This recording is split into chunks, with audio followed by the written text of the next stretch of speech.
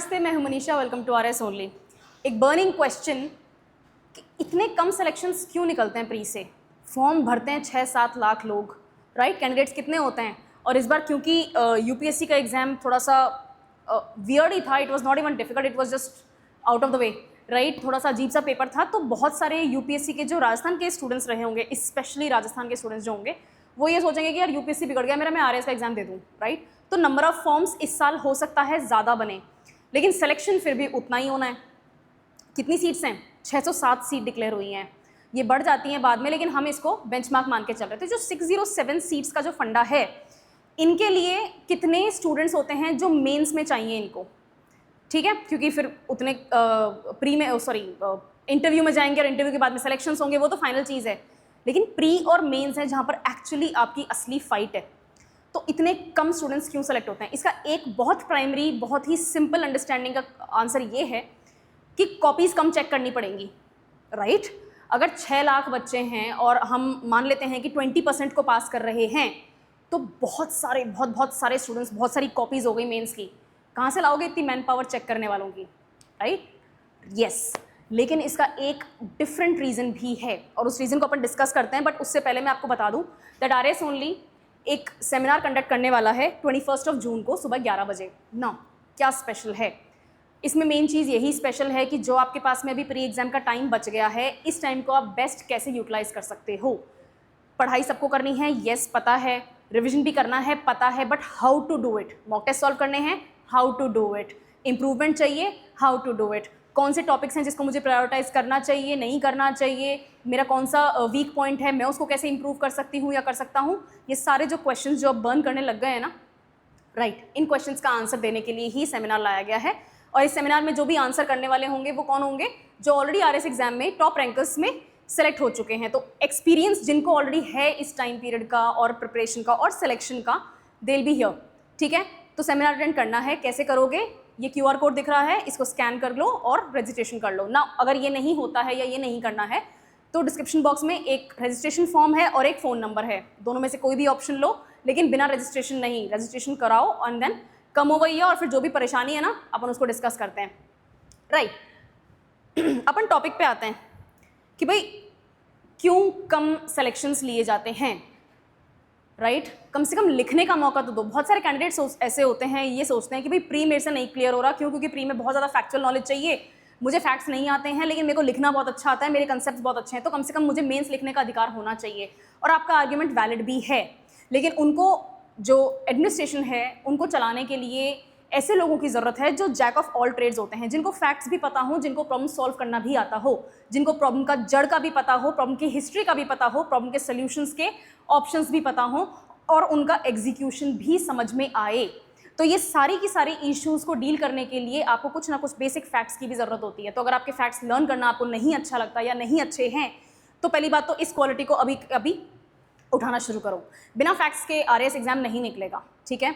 Next thing कि मुझे mains लिखने का अधिकार होना चाहिए, ट्रू, लेकिन एक मेंस की कॉपी में लगभग 2,500 से 3,000 शब्द होते हैं और एक मेंस की कॉपी को चेक करने के लिए कई घंटे लग सकते हैं। It can take hours at a time, ठीक है? और आई एम एब्सोल्यूट, मैं होप कर रही हूँ कि जो इस बार CBSE ने किया है कि भाई हम ऑनलाइन ही चेक कर लेंगे, और जो ब्लंडर्स हुए हैं, आई सिंसियरली होप कि RPSC वो ऑप्शन ना चूज़ करे, बिकॉज इसको पहले तो पायलट प्रोजेक्ट पे चलाना चाहिए, बट वो हम नहीं कर पाए, नहीं कर रहे हैं एडमिनिस्ट्रेशन। तो ये आपकी कॉपी कोई ना कोई अपने हाथ से चेक करने वाला है। हम इतना बर्डन अपने एडमिनिस्ट्रेटिव ऑफिसर्स के ऊपर नहीं डाल सकते हैं, राइट? इसलिए कैंडिडेट्स का नंबर कम कर दिया जाता है। लगभग 15 से 16, 17 हज़ार मैक्सिमम आपको लिखने का मौका मिलेगा, ठीक है? उसमें से भी हम काट छाँट करते हैं और उसके बाद में हम इंटरव्यू स्टेज तक लेके जाते हैं। और इंटरव्यू स्टेज क्या होती है? वो आपसे नॉलेज भी जानना चाहते हैं, वो आपकी पर्सनैलिटी टेस्ट भी करते हैं। इसको क्या बोलते हैं? इसको बोलते हैं PI स्टेज। जो थर्ड स्टेज होती है उसको क्या बोलते हैं?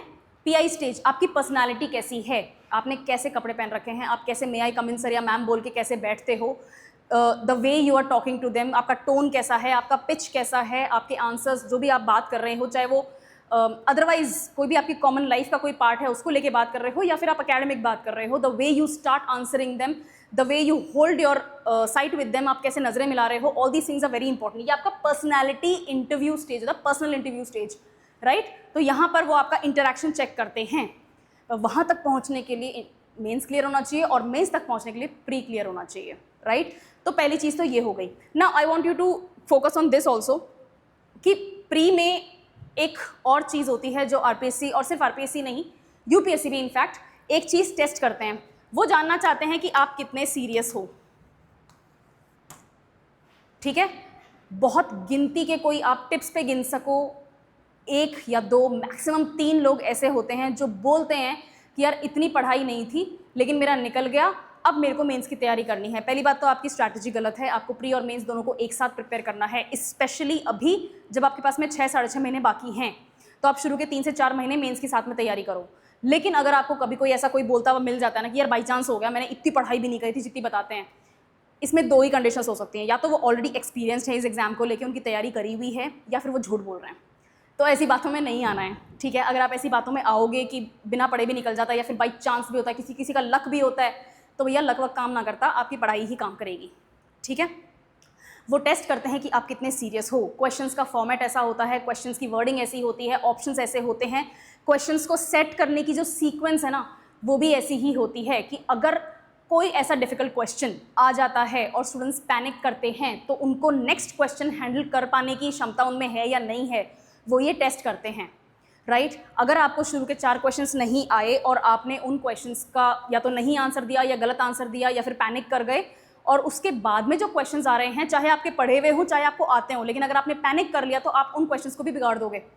यहाँ पर आपकी सीरियसनेस टेस्ट हो जाती है, और अगर आपने क्वेश्चन बिगाड़ दिए तो फिर आप सिलेक्शन नहीं पा रहे, राइट। दूसरी चीज़, इनको सीरियस कैंडिडेट्स चाहिए होते हैं कि हम मेंस की कॉपी लिखने का अधिकार उसी को देंगे जो सीरियस लोग होंगे, राइट। और ये सब करने के लिए इनको डील करना पड़ता है हाई कंपटीशन में। अगर 6 लाख लोग बढ़ रहे हैं, एग्जाम फॉर्म भर रहे हैं, जिन्होंने फॉर्म फिल किया है, 6 लाख पिछले साल थे जब 1000 के आसपास वैकेंसीज थी, इस साल 600 के आसपास वैकेंसीज हैं, और यूपीएससी स्क्रू अप होया हुआ है, तो मुझे लगता है कि थोड़े से फॉर्म फिलिंग हो सकता है बढ़े।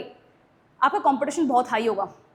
अगर आपका कंपटीशन बहुत ज़्यादा हाई होता है तो कट ऑफ भी हाई जाती है, ठीक है। नंबर ऑफ पीपल अगर किसी कंपटीशन में बढ़ जाते हैं तो फिर उस कंपटीशन को ब्रेक करने की जो मेहनत होती है वो भी ज़्यादा लगती है, और आप जितनी मेहनत करोगे आपके मार्क्स उतने ही ज़्यादा आएंगे। बहुत ही सिंपल सा मैथमेटिकल फॉर्मूला है। हाई कंपटीशन में अगर सीरियसनेस टेस्ट करनी है और आपकी पर्सनैलिटी टेस्ट करनी है कि आप अफसर बनने लायक हो या नहीं, तो वो नंबर कम करने लग जाते हैं, नंबर ऑफ सेलेक्टेड कैंडिडेट्स कम करते हैं। जितना हाई कंपटीशन होगा उतनी हाई आपकी कट ऑफ जाएगी, और जितनी हाई कट ऑफ जाएगी उतना ही परसेंटेज ऑफ सिलेक्शंस आपके कम हो जाएंगे, राइट। तो एक जो कॉमन क्वेश्चन होता है कि क्यों नहीं लिखने दे रहे, I am good at that, मेरे को ये नहीं आता है लेकिन मेरे को वो तो बहुत अच्छे से आता है, I can manage people, I have a personality of that. कोई मैटर नहीं करता है, आपको ये तीनों स्टेजेस उसी हिसाब से क्लियर करने हैं जिस हिसाब से दिए गए हैं, right. Pre, mains and then personal interview. अब इनको क्लियर करने के लिए जो मेहनत आपको ज़रूरी है वो मेहनत आपको करनी है। आप कुछ बेसिकली किसी किसी सब्जेक्ट में ट्रिक लगा सकते हो कि भाई मेरी हिस्ट्री वीक है लेकिन मेरा आर्ट एंड कल्चर बहुत अच्छा है, और जो मेरी वीकनेस हिस्ट्री की है, राजस्थान हिस्ट्री की है, उस वीकनेस को मैं बैलेंस आउट कर लूँ मैथ और रीजनिंग के साथ में, हो सकता है। अगर आप कहते हो कि भाई मेरे इकोनॉमिक्स के कॉन्सेप्ट्स तो वीक हैं लेकिन मुझे पता है 6-7 क्वेश्चन तो सिर्फ इकोनॉमिक रिव्यू और बजट और सर्वे और इनमें से आएंगे, तो मैं उनको बहुत अच्छे से पुख्ता तैयार कर लूँ और उसका बैलेंस मैं ज्योग्राफी से बना लूँ क्योंकि मेरी ज्योग्राफी बहुत अच्छी है। तो ये आप कैलकुलेशन लगा सकते हो, और ये लगानी भी पड़ती है। ऐसा कोई कैंडिडेट नहीं है जिसको सारे सब्जेक्ट्स इक्वली अच्छे आते हैं, जिसने पूरा सिलेबस प्रिपेयर कर लिया है। अगर आरपीएससी का सिलेबस अगर आप देखो, आरएस एग्जाम का, इसको कंप्लीट करने के लिए from point A till point B, last point तक आपको कंप्लीट करने के लिए कम से कम नहीं तो 1 से 1.5 साल, कम से कम 1.5 साल आपको लगेगा ही लगेगा, प्रोवाइडेड आपने कभी पहले कोई प्रिपरेशन नहीं की हुई है। तो सिलेबस वास्ट है, सिलेबस सब लोग नहीं प्रिपेयर कर रहे, पूरा सिलेबस कोई प्रिपेयर नहीं कर रहा, सब अपने अपने क्वेश्चन कॉम्बिनेशंस निकाल रहे हैं। तो इससे और इससे डील करने के लिए आप क्वेश्चन कॉम्बिनेशंस निकाल सकते हो, and then finally you can actually appear for mains. आप उन 5 से 7% में हो सकते हो जो मेंस लिखेंगे। Okay, all the very best from my side. अगर कोई भी क्वेरी होती है, कोई भी कन्फ्यूजन है, तो प्लीज़ कमेंट सेक्शन आपके लिए ओपन है, आप अपने कमेंट्स शेयर कर सकते हो, अपने थॉट्स शेयर कर सकते हो, and the team will listen. ठीक है, फिर और किसी वीडियो में मिलेंगे और क्वेश्चंस कंटिन्यू करेंगे। Thank you.